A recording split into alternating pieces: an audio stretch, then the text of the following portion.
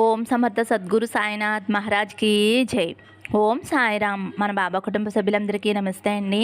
Hi friends, మీ అందరిపైన షిరిడి సాయినాథుని ఆశీస్సులు ఉండాలని, మీరు ఎల్లప్పుడూ క్షేమంగా సంతోషంగా ఆరోగ్యంగా ఉండాలని, మీరు అనుకున్న పనులన్నీ నెరవేరాలని మనస్ఫూర్తిగా బాబా గారిని కోరుకుంటున్నానండి. ఇంక ఈరోజు వీడియోలో మన బాబాగారి సందేశం అండి. ఈరోజు మన బాబాగారు ఏమంటున్నారంటే, తల్లి నీకోసమే ఒక శుభవార్తతో వచ్చాను, కాదని వెనక్కి పంపకు తల్లి, నా మీద నమ్మకంతో వినమ్మా అని అయితే మన బాబాగారు మనందరి కోసం ఒక మంచి సందేశం తీసుకువచ్చారండి. ఫ్రెండ్స్, థంబ్నెయిల్ చూశారు కదండి. 2 నెంబరు అలాగే 6 నెంబరు ఉంది కదా, వీటిలో మీరైతే ఒక నెంబర్ మనసులో బాబాగారిని స్మరిస్తూ అనుకోండి. బాబాగారు మీ గురించి ఏం చెప్పబోతున్నారో బాబాగారి మాటల్లోనే తెలుసుకోండి ఫ్రెండ్స్. చిన్న రిక్వెస్ట్ అండి, మన వీడియోస్కి అయితే ఒక చిన్న లైక్ ఇవ్వండి ఫ్రెండ్స్. అలాగే ఫస్ట్ టైం చూసేవారైతే మన బాబా భక్తి ఛానల్ తప్పకుండా సబ్స్క్రైబ్ చేసుకుని సపోర్ట్ చేయండి. ఇంకా వీడియోలోకి వెళ్ళిపోదాం ఫ్రెండ్స్. ముందుగా అయితే 2 నెంబర్ అండి. 2వ నెంబర్ తాకిన నా బిడ్డ ఎవరైతే ఉన్నారో, తల్లి నీకోసమే ఒక శుభవార్త తీసుకుని వచ్చానమ్మా, కాదని వెనక్కి పంపకు. నీ మనోవేదనకి మందే లేదు. దేని గురించి తల్లి అంత మదన పడిపోతున్నావు? ఈ లోకంలో కష్టాలు సుఖ సంతోషాలు ఇవేవీ కూడా శాశ్వతం కాదు అని నీకు తెలుసు కదమ్మా.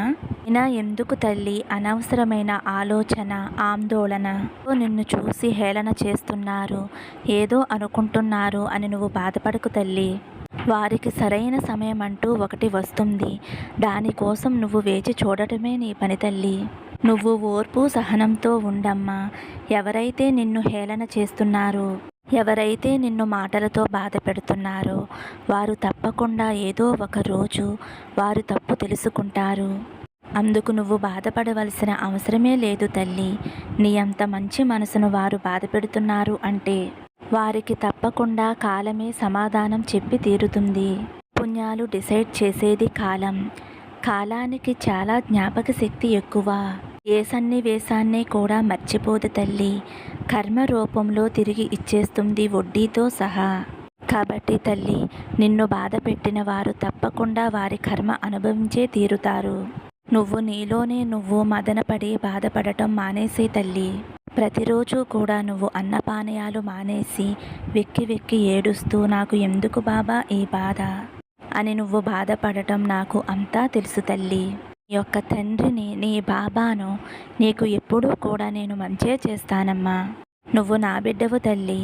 ఎవరైనా సరే నిన్ను ఎక్కువగా బాధ పెట్టినప్పుడు దాని గురించి నువ్వు ఆలోచించవద్దు.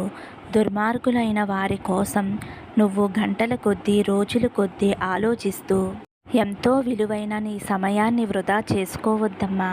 నీ ఓర్పు సహనమే వారికి గుణపాఠం కావాలి, అంతేకాని వారు నిన్ను బాధ పెడుతున్నారు అని నీలో నువ్వు కుమిలిపోతూ, నువ్వు నీ బిడ్డలని ఇంట్లో కుటుంబ సభ్యులని పట్టించుకోకుండా వారితో ఆనందంగా గడపకుండా మనోవేదనతో ఉంటే ఎలా చెప్పమ్మా? అన్ని రోజులు కూడా కష్టమైన రోజులే ఉండవు. తప్పకుండా జీవితంలో సంతోషకరమైన రోజులు కూడా ఉంటాయి తల్లి. అటువంటి సంతోషకరమైన రోజులు ఇప్పుడు నిన్ను వచ్చి చేరుతున్నాయమ్మా. ఎక్కువ సమయం కూడా లేదు. ఈ లోపున నువ్వు చేయవలసిన పని ఏమిటో తెలుసా తల్లి? సంతోషంగా ఆనందంగా జీవితాన్ని గడుపుతూ నీ మనసుని ప్రశాంతంగా ఉంచుకో. నీ బిడ్డలు నిన్ను చూసి నా తల్లి ఎంతో వేదన చెందుతుంది, ఆవేదన పడుతుంది అని వారు ఎంతో బాధపడుతున్నారు. వారి ఆలనా పాలన చూసే ఈ సమయంలో నువ్వు ప్రతిరోజు కూడా ఎంతగా రోధిస్తూ నీ బిడ్డల ముందు నువ్వు ఎంతగానో బలహీన పడిపోతున్నావు తల్లి. నువ్వే ఇలా అయిపోతే నీ బిడ్డల పరిస్థితి ఏమిటి చెప్పు తల్లి. నిన్నే నమ్ముకున్నాను బాబా, నిన్నే వేడుకుంటున్నాను. తల్లివైనా తండ్రివైనా నువ్వే కదా తండ్రి. నువ్వు తప్ప నాకు ఎవరున్నారు తండ్రి అని ప్రతిరోజు కూడా నా దగ్గర మొరపెట్టుకుంటున్నావమ్మా. మాత్రం ఎవరు ఉన్నారు తల్లి? నా బిడ్డలు మీరే కదా. నాకు మీరు ప్రతిరోజు ఎంత సేవ చేస్తున్నారో నాకు తెలియదా? మీకున్న కష్టాలలో బాధలలో సమస్యలలో నేను పాలు పంచుకోలేనా చెప్పు తల్లి. నువ్వు ఇలా బాధపడుతూ మదన పడుతూ ఆందోళన చెందుతూ ఉంటే నేను చూస్తూ ఊరుకుంటానా తల్లి?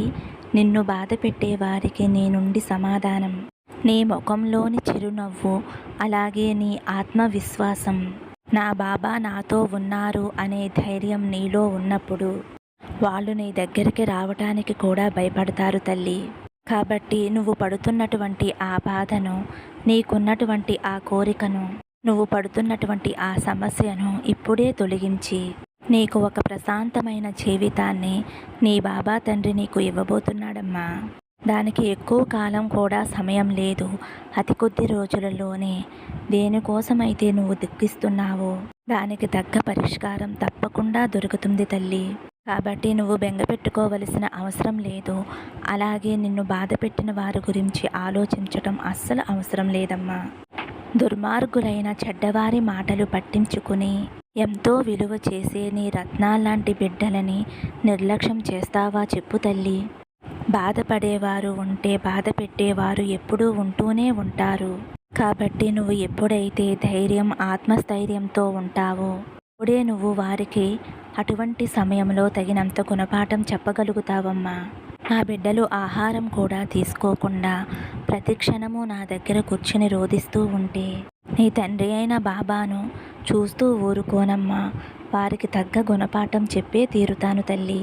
నువ్వు వారి ముందు చక్కటి చిరునవ్వుతోటి తిరుగుతూ ఉండటమే నువ్వు వారికి చెప్పేటి చక్కనైన గుణపాఠం.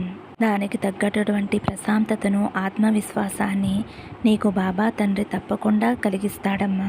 నీ సాయి తండ్రి ఎప్పుడూ నీతోనే ఉంటాడు, ఎల్లప్పుడూ నీ పక్కనే ఉంటాడు అనే విషయాన్ని తెలుసుకునే సంతోషంగా ఉండు తల్లి అని అయితే మన బాబా గారు 2వ నెంబర్ ఉన్న గోమాతను తాకిన వారి గురించి అయితే ఇలా చెబుతున్నారండి.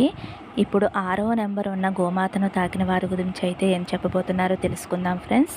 6వ నెంబరు తాకిన నా బిడ్డ ఎవరైతే ఉన్నారో, తల్లి నిన్ను హెచ్చరిస్తున్నాను. వినటం వినకపోవటం అనేది నీ ఇష్టం. నీ చుట్టూ తిరుగుతున్న దుష్టశక్తులు ఇవే. నేను చెప్పేది ఒక్కసారి విని తెలుసుకో అమ్మా.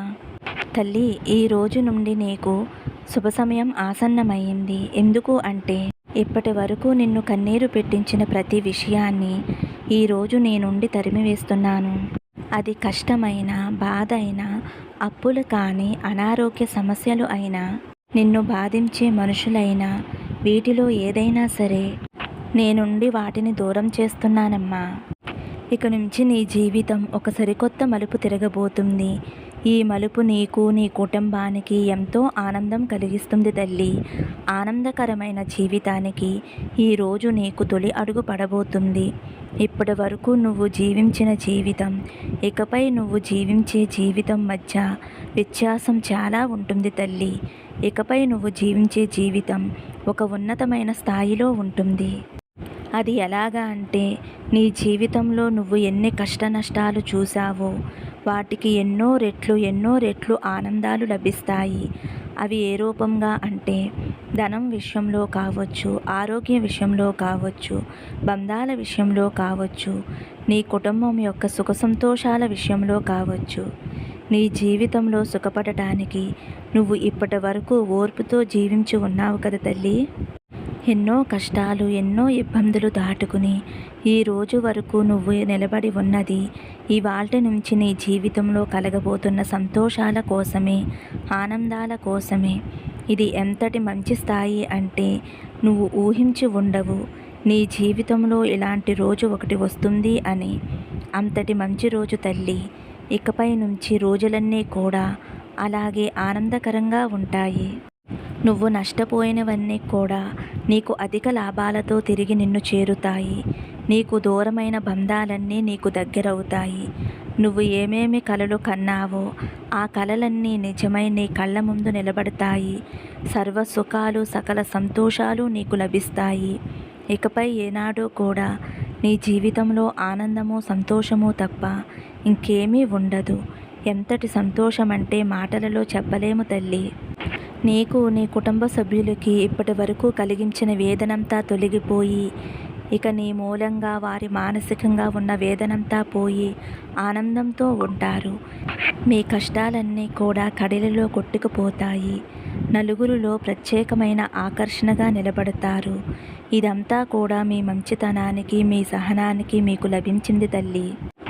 మీరు ఈరోజు మొదలుకొని ఎల్లప్పుడూ సుఖ సంతోషాలతో, ఆయురారోగ్య అష్టైశ్వర్యాలతో తులుతూగుతూ మీ కుటుంబం తరతరాలు సంతోషంగా, హాయిగా జీవించాలని నా ఆశీస్సులు మీకు అందిస్తున్నానమ్మా. ప్రతినిత్యము నా నామజపం చేస్తూ ఆనందంగా సంతోషంగా ఉండండి తల్లి అని అయితే మన బాబా గారు 6వ నెంబరు ఉన్న గోమాతను తాకిన వారి గురించి అయితే ఇలా చెబుతున్నారండి. ఫ్రెండ్స్, మన బాబా గారు చెప్పిన సందేశం విన్నారు కదండి. ఈ రోజైతే మన బాబా గారు మనందరి కోసం ఒక మంచి సందేశం అందించారండి. మన బాబా గారు ఏం చెప్పినా మన మంచి కోసమే చెబుతారు ఫ్రెండ్స్. మరి ఈ సందేశం మీ అందరికీ కూడా నచ్చింది అనుకుంటున్నానండి. నచ్చితే ఒక చిన్న లైక్ ఇవ్వండి. అలాగే ఫస్ట్ టైం చూసేవారైతే మన బాబా భక్తి ఛానల్ తప్పకుండా సబ్స్క్రైబ్ చేసుకుని సపోర్ట్ చేయండి ఫ్రెండ్స్. సర్వే జన సుఖినో భవంతు. సమస్తం సద్గురు సాయినాథార్పణమస్తు. శుభం భవతు. జై సాయిరామ్.